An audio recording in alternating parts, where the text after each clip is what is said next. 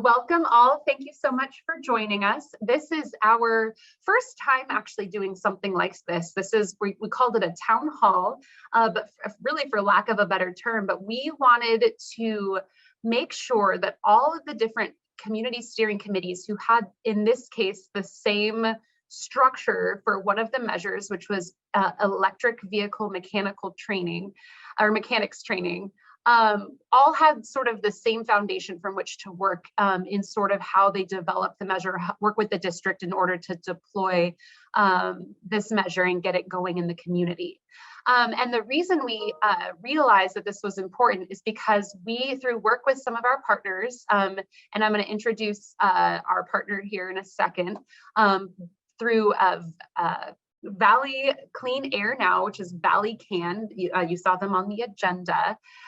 We realized that there was already work being done kind of in the sort of the across the board in one program across the valley. And that was at, you'll see here in the slides here in just a moment, that was at a variety of community colleges, including community colleges within or next to the CSC boundaries. So it was pretty apparent that we all needed to really just get on one call at the same time, have an opportunity to just hear kind of where we're at valley-wide with this program, maybe ask some questions about the current program, and then moving forward, set back kind of in our CSCs, talk about next steps and sort of what implementation means. So today is really more of a learning opportunity.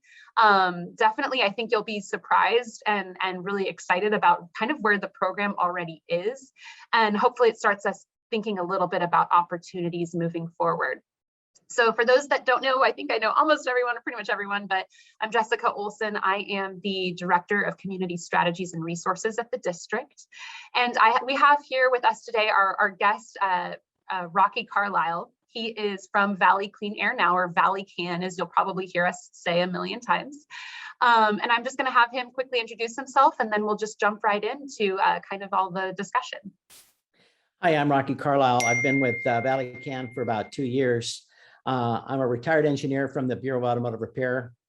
I've been retired for about 3 years, but one of my responsibilities is as an educational coordinator to develop the EV training within the Central Valley. So I'll just leave it at that. Great. All right. Well, thank you, Rocky. So for those, we're really pretty much just going to jump right in. But of course, if you have any questions along the way, a lot of you who've been with us in many, many different meetings, please feel free to add some questions into the chat, stop us and raise your hand. But again, we're just really excited to kind of provide you with a lot of information. So moving on really briefly, we are going to go over, and these slides are provided in English and in Spanish on the same slide, so hopefully it works for everyone.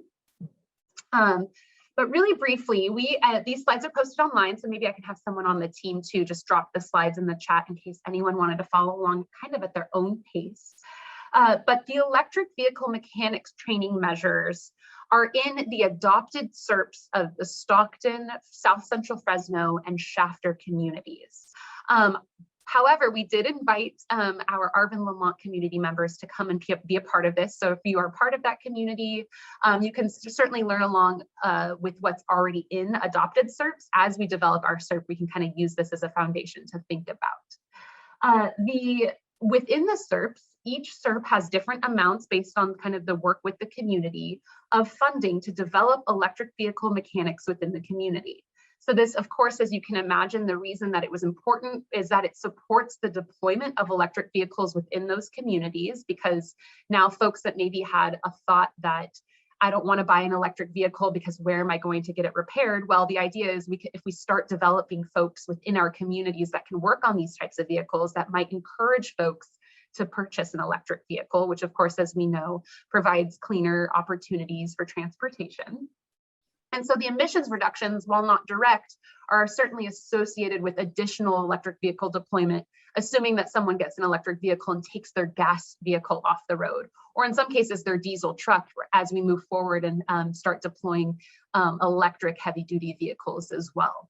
So the funding in the CERP measure is actually the language in all three CERPs is pretty high level, but it says that we support the development and deployment of EV mechanics courses, or that we would look to use the funding to do so.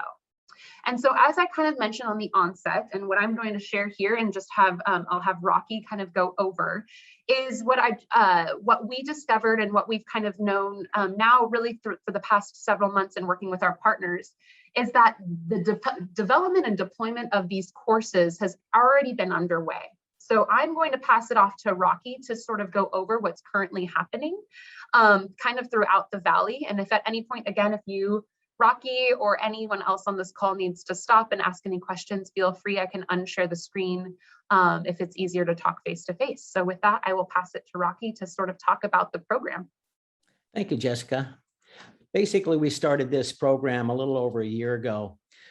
We had met with the New Car Dealers Association in Sacramento, and they conveyed a concern that there's a lack of EV technicians statewide. It's just not isolated to the San Joaquin Valley.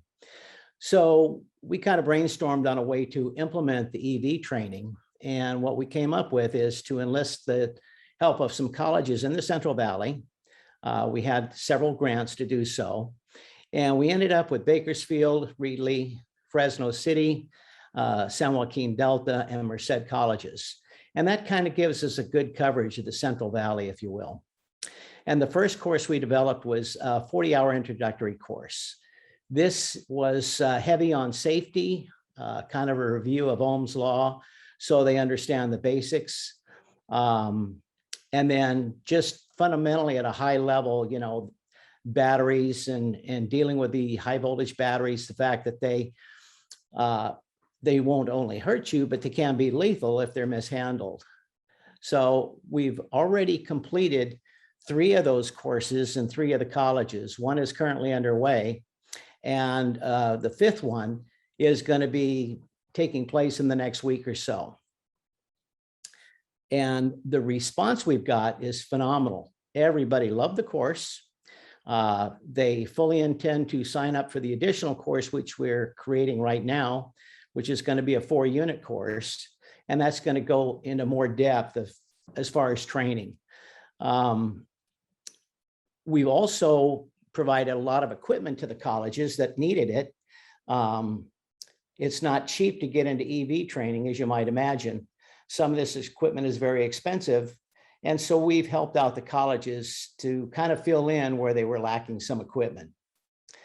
And that's kind of it in a nutshell. We're planning on a 4-unit course. It's, like I say, going to be done this month sometime. And we're actually enrolling students in the Bakersfield area at Bakersfield College to take that 4-unit course. It's also being developed in a manner that can be taught in 1-unit courses to comply with career technical education requirements. So schools could teach it 1 unit at a time, basically 1 topic.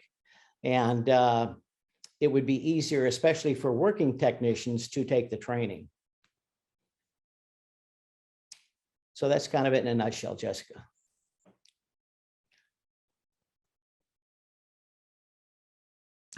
I was muted and then I couldn't find myself. I see that there's a raised hand from Bianca. Bianca, go ahead. And then I have some sort of probing questions for Rocky that will help get at, I think, some of your, all of your questions as well. Okay. So this program is specifically for students that are learning how to deal with mechanical. Is that my understanding? Or at the beginning I was stuck. I didn't know if it was a tune-in program or what is it essentially like? And if it is for students, is the Air District going to provide some funding for those people that are actually taking the course? It's focused on current students and working technicians. So if you're a student enrolled in the community college, it's open to you. And we're also trying to recruit from the automotive shops around towns. And to Bianca's question, Rocky, can you explain a little bit, students that are currently enrolled, are they paying for school or paying for this program right now, or how is that support being offered to them? The first classes we've actually paid for. We've contracted with the colleges. We've taught it under the contract ed provisions of the community colleges. So we paid for all the books, we paid for the instructors, and in some cases there's overhead by the college. We paid for that as well. And Jess, this is Brian. Maybe if I could just interject here, if there's any sort of confusion about where the funding came from that Valley Can has helped provide to the community colleges. These were grants that Valley Can were awarded from separate agencies. There's been no district funding that have gone on to this development at this point, no 617 funding that's gone into this. This is all sort of separate from the 617 process. But what we're hoping to do with this conversation is provide a baseline of information and figure out kind of what some next steps might be able to be with the 617 funding that we do have available within each of the SERPs. Yeah, that's a good point, because two of the grants covered the community colleges. We actually have a third grant where we've incorporated 2 high schools in Visalia. So they're also doing the training. And Rocky, when it comes to some of the types of equipment, the 5 colleges that you mentioned, in terms of equipment and even cars to work on, is that something too from recent development and deployment that they have kind of all the equipment at the college level that they need? Is there opportunity to provide any sort of additional equipment there? No, there's still a significant amount of equipment required.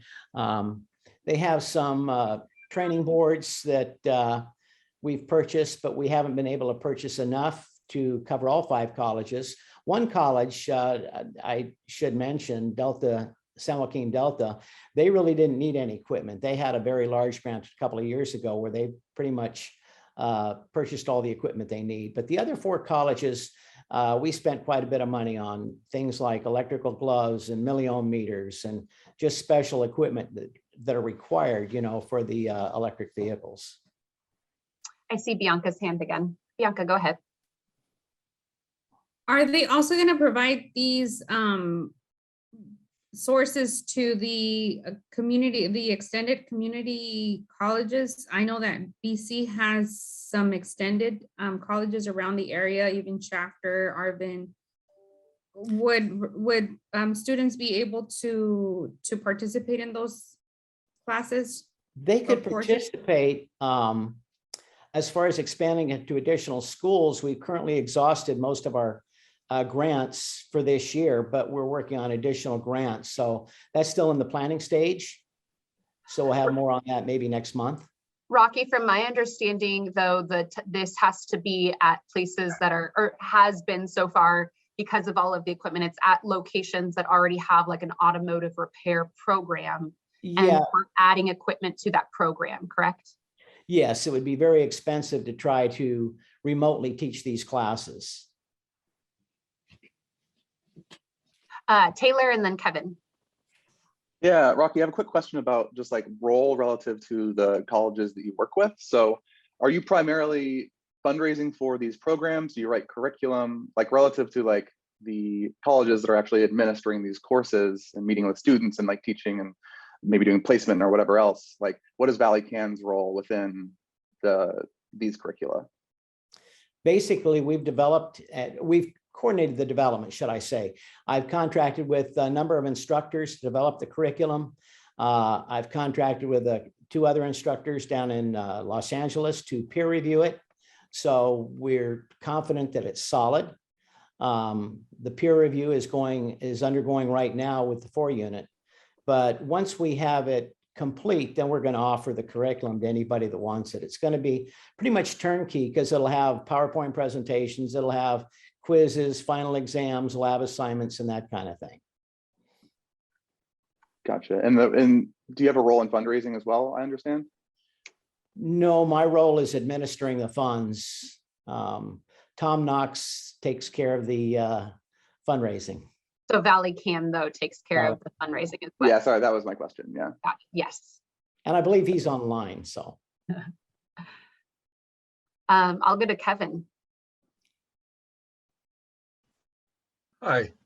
So there's a pretty big chunk of money coming down the road from CEC, CARB, and GoBiz focused at funding these workforce development projects. This is my first question. I've got a couple. The first one is, how are you sort of harvesting that money? Because that's real money there. You know, we're talking about tens of millions of dollars. So To be honest, that question I would defer to Tom Knox, because while, you know, I administer the funds, I don't seek them out, shall we say. That's the CEO of Valley Can. That's Tom Knox. I know, Tom. But this is also a question for the Air District, because the Air District can also partner with community-based organizations to harvest that funding. Absolutely. So yeah, we want to, you're totally right, Kevin, and kind of moving forward, we're hoping this being one piece of the many, like looking at all across the board, how do we leverage and not try to reinvent the wheel, but also try to bring in funding to make these robust. So I do think that's something that we need to note as we move forward in implementing these at the different CSCs. Right. I mean, to me, that makes a lot more sense. It's great to get a kickoff like this, but you know, the agencies hold the big dollars here, and they're mandated to get this moving quickly. Second thing is, I was talking to this very thing not too long ago with my local Ford dealer, and he was telling me, the shop guy was telling me, not like I get to talk to the guy that owns the dealership, where I have my car serviced. I was asking him this question. He said they've already got a training program. They're implementing it with their existing mechanics, already training them. And I'm assuming the other dealerships that are, you know, sending, you know, they've all got 2022, or the majority, 22, 23 at the latest car models coming out. So are we coordinating this with them directly? Because they're the folks you want to see hire these youngsters. Well, they may not all be young, but these new mechanics, they're going to pay the best and have the most likelihood of long-term economic security. So how is that particular part of the relationship developing? Basically, we've met with a number of dealerships. Some dealerships are more acceptable to it than others. Sorry, I have a dog that's very noisy. And Bakersfield, for example, we're dealing with Three-Way Chevrolet, and they want to hire some of the students that go through our program. The whole idea behind our program is to train them in a generic perspective, because every manufacturer's platform is going to be a little bit different. So once they have the basic training, it'll be much easier for the dealer to point them in the direction of their platform. And they have a lot of excellent online training for it, but they haven't had the basic training for the techs that they really need to have before they get involved in dealerships. You're talking about these new students. Yes. Right. It's more of the community college programs for the trades are outstanding, and certainly the best place to launch this. So Fresno is of course building a brand new community college with specific courses for this, and is funded through the TCC and with other money to do this. Would it make more sense to work through not just a single city college, but through, for instance, the State Center College District, which reaches out to a number of the schools and can kind of network you maybe more effectively? So people like Carol Goldsmith, who just, you know, is now the new leader of that. I know there's one for the South Valley as well. This is a great program, so pushing it out as far as possible. And again, the schools can get money to support new curriculum and programs, especially if the state is supporting them, and that pathway would be different than the one, say, the Air District would take, or somebody else. So is that also on the table for this? Yeah, that's a great idea. The problem we've had is just getting some movement on it. And so we figured if we could get a jump start and just more than anything, a proof of concept that, you know, show people that, you know, students are interested in this, and a lot of dealerships need this. And so that was our goal, just to get something moving in a short period of time, which we've done. We've accomplished that. And now we have additional courses being developed. But on a grander scale, yeah, that would make a lot of sense. So, and last question is, does this curriculum lead to certification? We're working on that through the chancellor's I mean, office. Without that, the dealers aren't going to hire them. Correct. And we're working on that through the chancellor's office. We should have that after the first of the year sometime. Great, thank you. Appreciate you answering all my questions. Taylor, go ahead. Yeah, I had a quick question about, I think Bianca mentioned this briefly in the chat too, about like small mechanic shops. And my understanding is that largely EVs are leased rather than owned, meaning that like you go to your dealership rather than to like a mom and pop shop to get it serviced. And also like the bread and butter services like oil changes and stuff like that for a smaller shop are way less consistent on EVs than they are on ICEs. So it's like not really as feasible for like a small shop to support like EV mechanics like exclusively.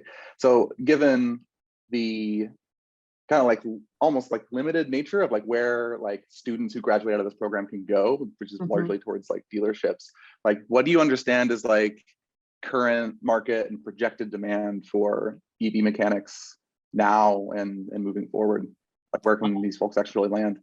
Obviously, the biggest demand is going to be in the dealerships because, like you say, most independent shops are not going to undertake this. But in the first two classes, we did have 3 independent shops represented, and they were interested in taking on electric vehicles. They've been out for quite a few years. They're out of warranty. And so a lot of people are going to opt for the independent shop. But you know, right now, I think the dealerships have the market. The other thing is that in some areas, for example, in Merced, when I spoke to dealerships there, their sales are going to dictate what they need in service, obviously. And the service manager at the Chevy dealer mentioned that he only had 2 sales in a year for EVs. So obviously, they're not going to be hiring one of these trained techs anytime soon. Right, that makes sense. And I guess my last question is around access for students like coming out of the program. Are there like a lot of like mom and pop shops like you'll like have to bring your own tools to those, right? A lot of dealerships will just have their own set of tools. That's like one thing that I understand is like a potential barrier for people accessing work after being trained on this kind of stuff. Is there any kind of like bridge program that you do coming out of these courses for students accessing work after graduation? We haven't had that kind of funds really to buy students tools because you're looking at literally thousands of dollars to equip them with tools. But the tool dealers, they do have some special deals for students. They give them upwards of 50% discounts on new tools. So there are some opportunities there. Okay, cool. Thank you. Thanks, Taylor. We'll go to Ed and then Kevin. Rocky, thank you for your presentation. I had a couple of questions. Does Valley Can have any employment assistance after any of these programs? Have you taken it to that level yet? I know the program appears to be fairly new, but that is an issue. And because particularly in our impacted areas, we really want to see our young people and family members moving forward and picking up some of those jobs. Yeah, we're talking about, we're actually looking at apprenticeships to see if we could get funding to partially reimburse the dealerships for apprentice that they put on their employment. There have been programs like that in the past through the employment training panel. But right now, the employment training panel is my understanding, they're looking for new business opportunities more than training technicians or existing technicians. I wanted to add to a couple things that Kevin said. Particularly Ford, I know, has a program that all of their mechanics, their pay grade depends upon their proficiency, and they actually have ongoing training for all their mechanics. And they have a master mechanic that literally there's only maybe one in a town, maybe two. It's a very high-end piece, but But yeah, there is a program to move existing mechanics over to the EV world. But I also want to add that industrial lifts, industrial equipment is another area that is growing and is going to continue to need certified technicians as we move forward. And then my final comment is being passionate about vocational education. We have a limited amount of money in each one of our SERPs, and each community has at 3 out of 4 have already made commitments at a certain level. Mhm. And tool buying is a significant issue. And I'd like to hear your opinion on is maybe some of the money that we have, we use directly for those that graduate to provide them the thousands of dollars worth of tools so that they can start their careers right on top. Just a thought. What is your thought, Rocky, regarding that? You know, I think that's a great idea. The concern that we've had is if you have a student at the school that you just give thousands of dollars in equipment to them, and all of a sudden they say, well, you know, I've got these tools now, but I've changed my mind. I'm going to do something different. That's pretty much wasted money. If we have a way that once they're employed, that in my mind, in my humble opinion, if you will, once they're employed, if they could acquire those tools through a grant, I think that would be a great opportunity and be a big benefit to them. I agree, and I don't know, the details of how that might go, but I'm in support of that. I think of Mike Rowe. He has his vocational support system, and he calls it a sweat equity contract that anybody that goes through his program has to commit to. And you're right. We take a risk. We all have risks, but to provide a young person that is committed to EV mechanics with the equipment that he needs is just really critical to his success, as you mentioned earlier. So, yeah, one thing we had talked about is providing the students with their own personal protective equipment, such as the high voltage gloves. Just the glove set is $179 for the set. And so some of those things, it would be beneficial, I think, from the very outset to provide them, especially with, we live in a world of COVID, and you don't necessarily want students and or technicians in a dealership swapping gloves day in, day out. Well, and having owned a pair of 1,000-volt gloves, I do understand their cost and their protection. So right. That is a great idea. Thank you, Rocky. You're welcome. Thanks, Ed and Rocky. I will go to Kevin. Okay. All right, so conversation generated a couple more things. With regard to the dealerships and the smaller, and your example of the dealership that only sold 2 cars, it doesn't surprise me because there aren't that many EVs on the market. So this is a forward planning. Any educational endeavor is planning forward when you're setting up something new like this. So getting a sense of who would hire who, when, I think is almost impossible in this situation. If you look to signals, again, I'm going to use Ford as an example, who 2 weeks ago, put out a press release, and it was interesting that the timing was very interesting, as we'd been talking about EV targets with CARB shortly before that. And they had suggested the OEMs were not ready to expand. And Ford said, oh, we just upped our 2023 EV target from 300,000 vehicles to 600,000 based on customer demand. So obviously the demand is there. It's going to move forward. They're not going to be ready to hire new people, though, probably till 3 or 4 years in, because the first thing they do is they use their existing workforce. So there'll be other cars phasing out and newer cars phasing in. They've dealt with this for many, many years, right? As new technologies cross the event horizon and get implemented, and they have to retool their assembly lines. And they have to retool their infrastructure for their warranty mechanics. So it's the same thing, but they're not going to commit at this point. I'd be stunned, actually, if anybody committed to hiring somebody.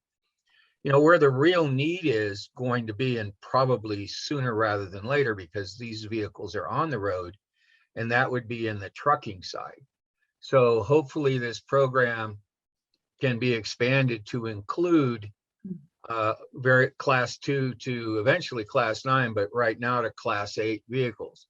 As an example, the project going in North Kern, that's one that we're working with the grantee on there for CEC, the Watt EV project, will put down the first all-electric truck stop in the United States. It's only electric, all electric. And so they're purchasing 20 trucks to go with that program.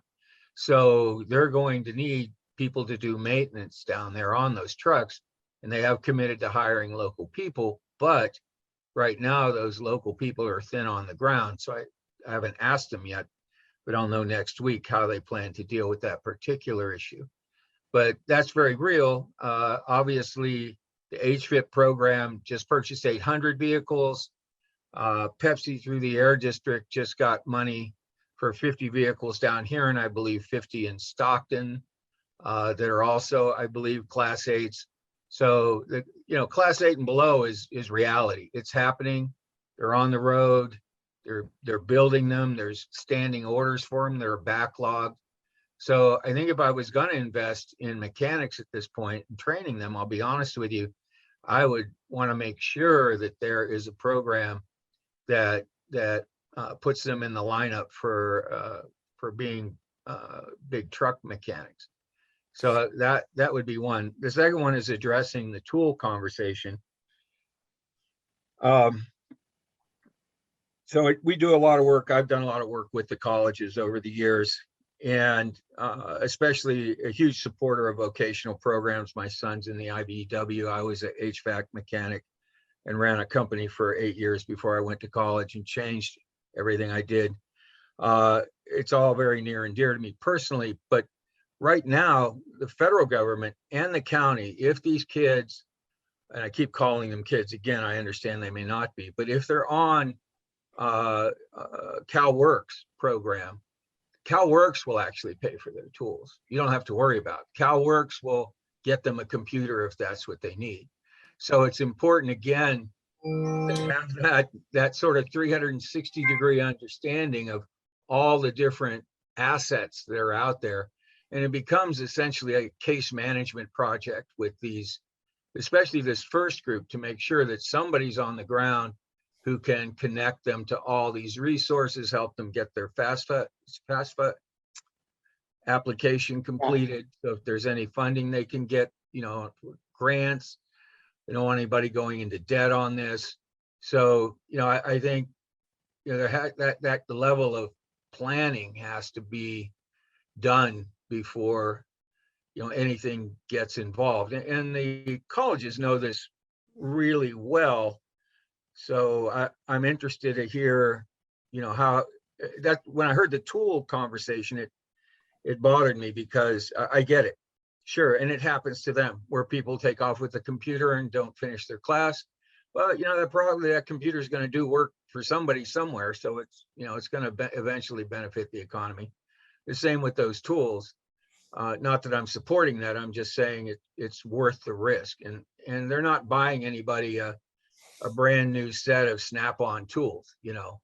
They're buying a not cheap, but a usable tool set that'll get them by. And they already do this for the other trades. If you're going to be a general contractor, they'll get you a tool belt and some tools to go with that, and drafting tools, things like that. So mechanics, they already do that as well. So.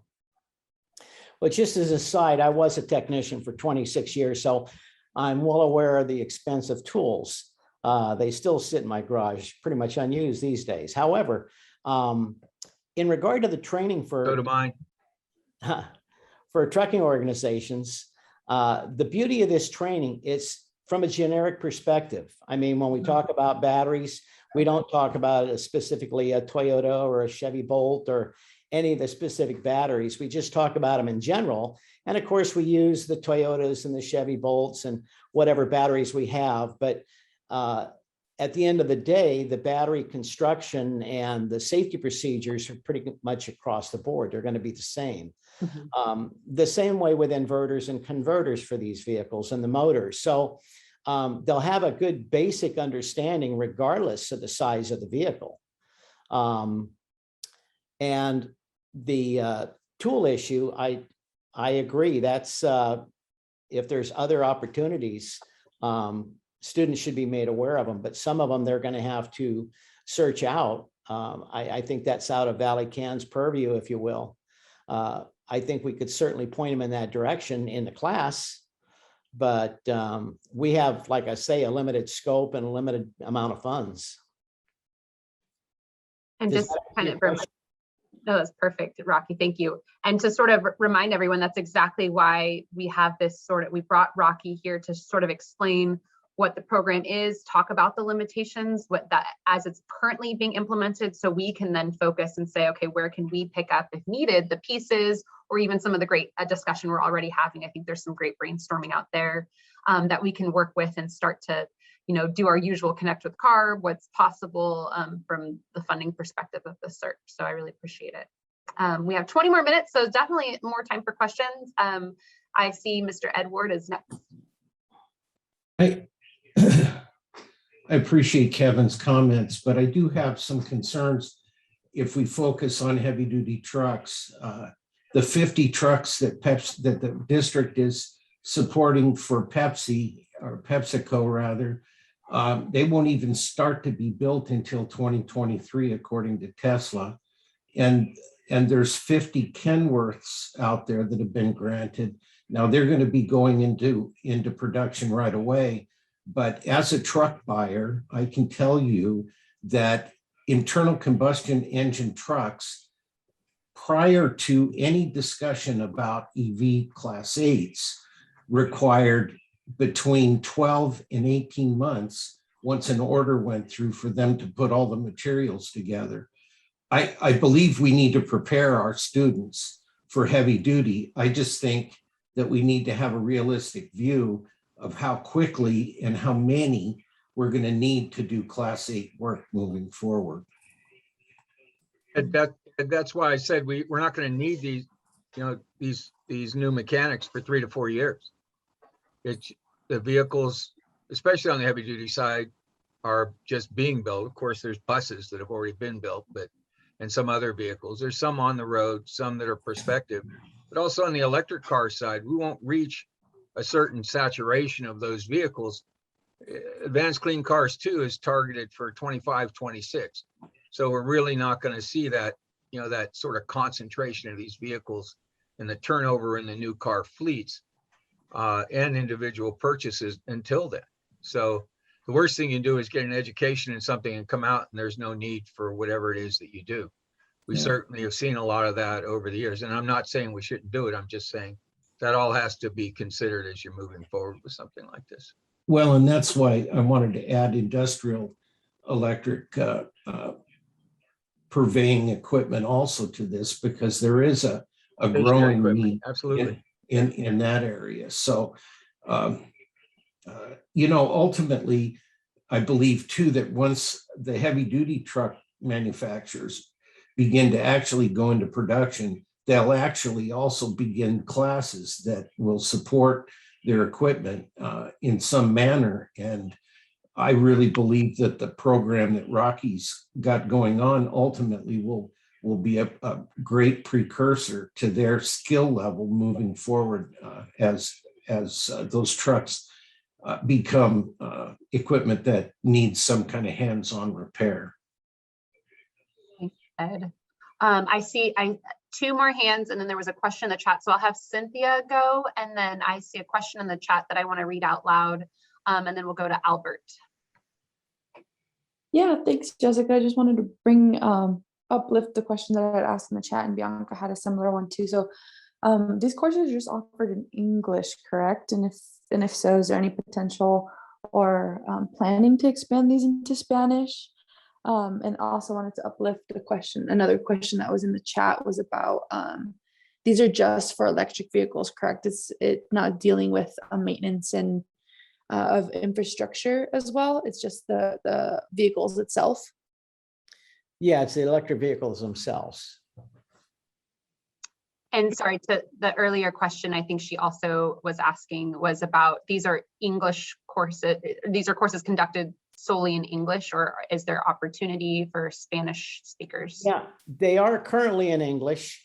They haven't been translated to Spanish. That's doable if you have a venue where it's, Spanish speaking only. But many of the students today are bilingual. So I don't know if, I'm not saying there's not a need, but I'm not aware of a need right now to have a Spanish only, class. And then one question I was going to read in the chat, then I'll go to Albert, and then I'll go to Sherry. So someone was asking if we could clarify a little bit about what you mean when we say tools. And if you could just maybe give a ballpark estimate when it comes to the cost of tools and maybe even some of the other materials for the courses. That can just sort of help us understand what that range is. And maybe it's huge, but. It could be huge, but it doesn't have to be huge for EVs. I'm not sure what a basic hand tool set costs these days. It's probably several $1,000s, but the specialty tools they need for EVs are primarily the personal protective equipment. Like I say, that's $180. For the gloves, they need safety glasses, in some cases shields. You're probably looking at less than $1,000 for some of the basic stuff, like some of the insulated hand tools they may need. Because a lot of these students, they already have a fair set of hand tools to go into the trade, but they're lacking these specialty tools. Mm-hmm. As far as the more expensive tools, the equipment, like the test equipment, that's typically the shop owner's responsibility. It's very few technicians these days purchase the scan tools and the milliometers and the various equipment needed for the electric vehicles. So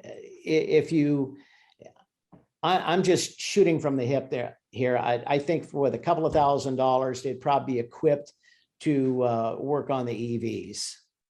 Now that doesn't mean they're going to be able to disassemble everything without this basic set of hand tools. And I've been out of the loop on price of a tool set lately, but a lot of these could be purchased through, they don't have to go through Snap-on or Mac. They can go through a vendor such as Sears, or for that matter, Harbor Freight. That's where a lot of students buy their tools these days. All right, thanks, Rocky. I'll go to Albert. Good afternoon. So let me launch that little window there. All right, so good afternoon, everyone. So just a couple questions. First off, though, I want to say thanks for this great information. It's very insightful. It's also a very promising program, too. Is this going to be an accredited training program? Yes, it's going. We have the first 40-hour introductory course is not accredited. That was done on contract. Subsequent courses will be for credit. And once the 40 hours run through curriculum, it'll be credited as well. And like I mentioned earlier, we're working on a certification program through the Chancellor's office. Thank you. And then one more question, if I may. Mm-hmm. Could you just clarify? I've heard a couple things, right? Like we were saying some youth can access this, and then we're saying not necessarily youth. What is like the projected or the estimated age range for this type of program? In the classes I've actually visited that have been taught already, the age range was probably anywhere from 18 to mid to late 40s. Currently, I believe the average age of the technician is 48, which is getting up there. Indicates we really need more younger technicians coming into the program to sustain the industry. But it's been a pretty wide age range. Well, one of the things you find with some of the older technicians in dealerships and whatnot, and I run into this for years in independent shops, is a lot of them don't want to learn new technology. But this has been nothing new. This happened back in the 70s and the 80s when you saw computerization of vehicles come into being. So that's always been an issue. Okay, and then I have last question, and I'll turn my mic on to mute, but and I'm just really curious, like what would be an average salary coming out of a program like this? Could you speak to that really quick? That I don't know. The only one I'm aware of is at Three-Way Chevy, and they talked about the mid-20s to start a technician coming out of this program. And they are going to hire a couple of our graduates already, so. But that's the only dealership that's quoted me a price as far as salary. Thank you. In the other room, please. All right, Sherry, hello. Hi, everybody. So I was invited to this platform and thank you. It is really informative. First, I want to say that I have a nonprofit organization. We do have CalWorks, and we also have homeless that actually are trained on our campus.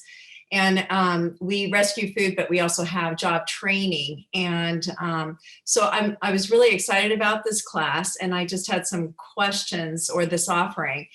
Some questions mainly for our crew here, and if it's applicable. So one is, we are in TAP. So does that mean we go to Bakersfield College, you know, and transport some of our people that would like to take this class? And another question, I kind of will block a few of them together. Do they have to have a high school diploma? Do they have to be a college student? Or is this something eventually maybe we can expand out in our area, because we are going to be we are already in the process of purchasing our own electric vehicles, cargo vehicles, to transport all of our food rescue. And I'm just going to say, I have an electric car, and it's a Chevy, and I have to wait 3 or 4 days just to have it checked, which is so frustrating for me. And so I'm really excited about all of this. And then of course, if our peeps can be trained on our, you know, to work on our vehicles with our facility. So all this is amazing to me. Thank you for bringing this forward. And how can we jump in, help out, support you, whatever. As far as the college, Bakersfield is the only campus we have right now down in the Bakersfield area. So they could transport to Bakersfield and back. Whether the college would entertain the idea of a remote training session, that would certainly be up to them, but I do know they do contract training. The biggest problem, they would have to go to the campus for the labs, because that would be a lot of equipment transportation. They don't have to be high school graduates. They don't have to be currently enrolled. That's one of the beauties of CTE, is they can take the individual course. And that's one of the reasons also that we set it up in 1-unit modules, or a 4-unit course that the college wants to teach. In the 1-unit modules, it makes it easier for those working to attend, because it might be a 2-week class, you know, 3 days, 3 evenings a week, and they would have that one subject matter done. And then maybe a month later, they'd have another one of the subject matters taught. And these would be 1-unit classes, but again, under CTE, they don't have to be formally enrolled. It can be just continuing education. That is amazing. And how do we find out more about this so that we can implement this as an offering to our program with our peeps here in Taft? The gentleman in charge in Bakersfield is a guy by the name of Andrew Haney. Okay. Andrew Haney, and he is the chair of the automotive department. Okay. And he's a wealth of information. And where am I contacting him? Let me see if I have his. Okay. What we can do, I wonder, Rocky, I wonder if we can out to everyone, and Sherry, if you can drop your contact information in the chat. And this goes for all that are on the call that don't regularly attend our meetings. If you want, please drop your contact information. We can add you, and any maybe follow-up information that Rocky may have, we can send out to this group. Thank you so much, everybody, really.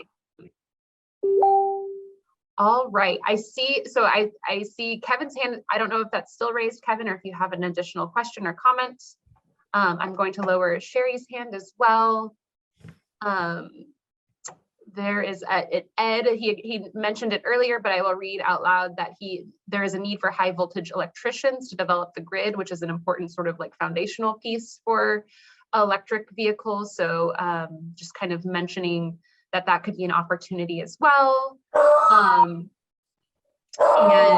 And then Albert just kind of provided some more information that he found as well about EV mechanics and some salary information.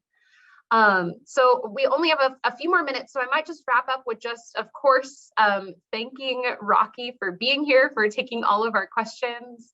I want to thank all of you for coming with all such great questions. I will remind you, we are recording this and we will be posting it to our website. We are also recording the Spanish translated version, so we will post a Spanish version as well.